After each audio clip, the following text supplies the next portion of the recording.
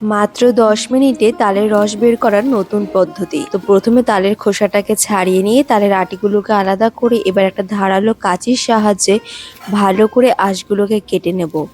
এটা করতে কিন্তু কোনো কষ্টই হবে না, মাত্র ৪ থেকে ৫ মিনিটের ব্যাপার।